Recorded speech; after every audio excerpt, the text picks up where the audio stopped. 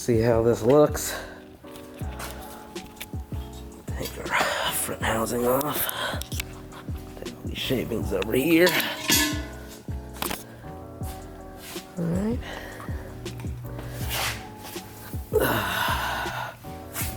Yeah, it's a bit much on the light. Hold on. That's better. Look at that. It's damn beautiful. Okay. So I guess I'll clean this jewel up, and I've got to fix the problem that came with my adapter plate.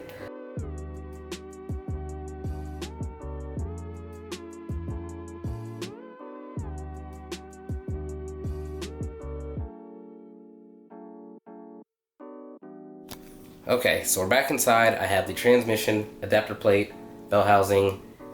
That's pretty much it. I'm in here because it's not really freezing outside, but I mean, it's nice inside. It's warm. I can, you know, have a drink, do whatever I want. I live by myself unless my daughter's here, so I can do whatever I want, and it's great. But we're gonna get to this. I'm gonna kind of catch people up on who don't know what, you know, these adapters do, and we'll just have a little chat.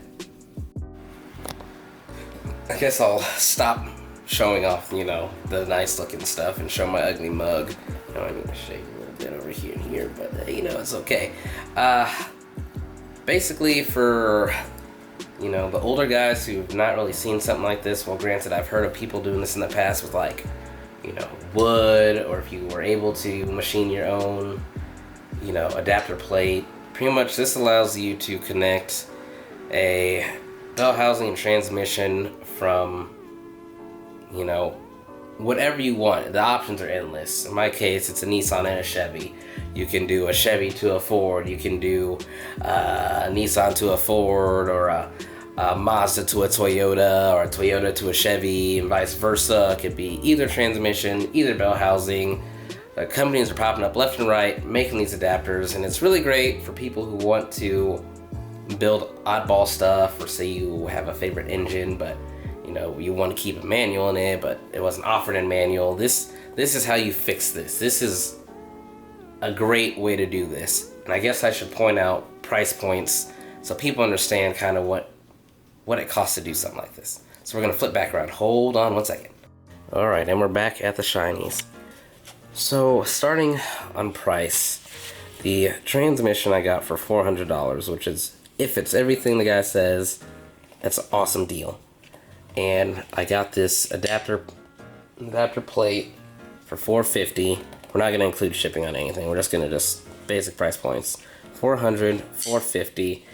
This is actually just like a generic cast remake of an F-body bell housing. It's not actually GM branded, but for an awesome price point. And this side so far is matched up perfectly. I'm assuming these will probably match up perfectly. And I think this is the same one that Colin ships, because it has this little, whatever this F is for, written on it. But I got this off eBay with free shipping, $215 new. And like I said, if these all line up perfectly with no re-drilling, that's awesome, because you can get the GMT56 used, well, the bell housing anyway used. You're looking at like $350. Plus, if it's not local, someone's more than likely gonna ask to ship it. It's outrageous. And of course, my battery is dying again. So let me go swap batteries. All right, here we are with the 350Z transmission CD, 001 for those who care. Bought it as a supposed rebuilt transmission.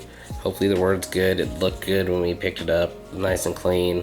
I mean, input shaft and output shaft all, you know, turn over smooth. I guess we'll find out.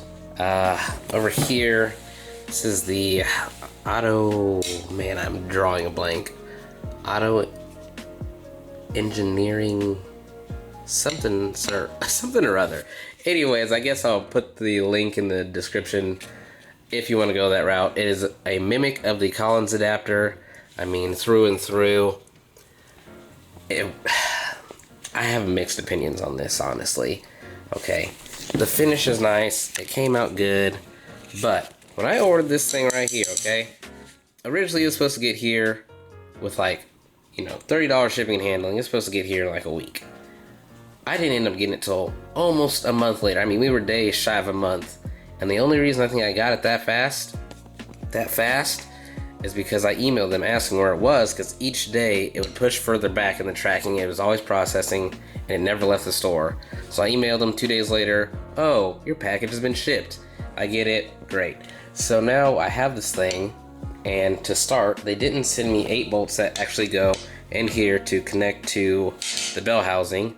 Luckily, I bought bell housing bolts, so they are the same for this, but these do not come with, and the holes that these go into to actually, connect and bolt onto the bell housing weren't even big enough. So I had my trusty little Craftsman drill right here, and while the battery was charging, I went ahead and knocked these holes a little bigger, and the bolts are in now. This is all one solid thing.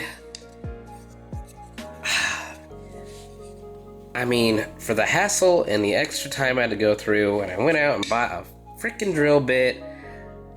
I had to wait forever to get this thing. I had to buy extra bolts, and I have to buy more bolts to replace these for this. I probably have, let's see, $15, about $5 in a drill bit. That's $20. I could have just paid the extra $30 and got the Collins, which is supposed to come with these. And they're the original, creator of this whole shindig, so it should work the first time through. So if you're gonna buy this adapter to put a T56 F-body bell housing to a 350Z G35 manual transmission, my personal opinion says just pay the extra $50 and get it from Collins. It should be way more hassle-free. Just heed my warning, okay? I mean, it's on here now. We're gonna go ahead and mate the rest of these together. Ooh, yeah, that's just how I feel.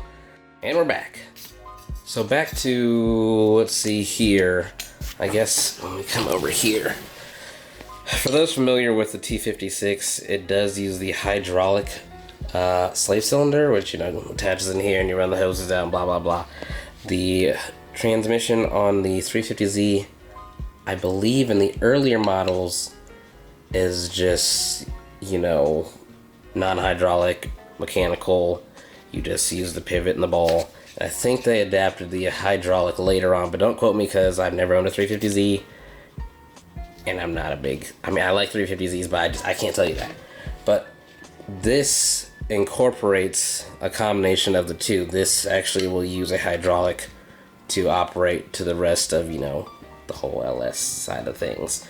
I personally chose this setup here because transmission to transmission, the 350Z transmission can be had anywhere, and I've seen as low as $150 with grinding issues, because they're common for that in the early generations, or pop out. They have a couple issues, but they're supposedly good for like 1,000 horsepower. So if you're building a track car and you want something cheap, I've seen as low as $150. The revised version with low miles, I've seen them up to $1,000. If someone's really taxing on it, maybe $13. But I'd say a ballpark is a good $500-600 price point. Remember, $500-600 for the transmission. If you were to do just a standard T56 from an F body, you're looking, let's say with complete bell housing and everything on it, you're probably gonna spend, rough ballpark average, I'd say $1,500 to $2,500 depending on miles and location where you live. To me, this is why I did all of this, because if I blow that up, or it doesn't work right, or if I grenade it from, run and boost, whatever may happen, I can go to a junkyard, or I can go to my local forum, my local drift group, find another one of these guys for $500-600. If I grenade a T56, I'm gonna be pissed. I'm not trying to spend no $2,000 on a transmission that could be a dud. That's, money adds up down the road, and sure, this all costs pretty much the same as a T56, and everyone would say, oh, well, you should just got a T56 because it's easier. Well, I'm looking far ahead. I don't make amazing money. I make decent money to be able to do dumb things like this. But I don't want to spend $2,000 here, $2,000 there, chancing on used transmissions. Because anyone's about to use transmission or use engine, we all know people lie. So keep that in mind if you're doing something like this, or if you're doing an LS swap and something. This option initially will cost you the same, maybe a little more than the T56, but when replacement comes, this is going to save you more money. That's just my opinion. You guys can go whichever way you want. As far as the clutch goes, it does use the LS1 flywheel, a custom clutch, which seems to be the only person that actually sells it is Collins, but they get it from, I think it's ACT, if I remember right. I think it's ACT, but they make a clutch for it that's supposed to be rated for like 600-700 foot-pound torque or horsepower, however you want to, rate your clutch's torque, but however you want to rate it. So it can hold power with a good pressure plate, and it uses an LS1 pressure plate as well. It's pretty much a whole LS1 inside besides the clutch, because it has to be custom to fit on the 11-inch flywheel, I believe it was 11 or 12-inch flywheel, but it has to fit on the splines of a 350Z, so that's why it's special. This is pretty much where I'm at tonight. I'm gonna go ahead and put the rest of this together. Maybe, I'm not really sure yet. It's getting to be lunch or dinner time, and I've rambled long enough, so I will finish this up. And if I don't make another video, which I'm sure I will because this will all be together, I'll see you then.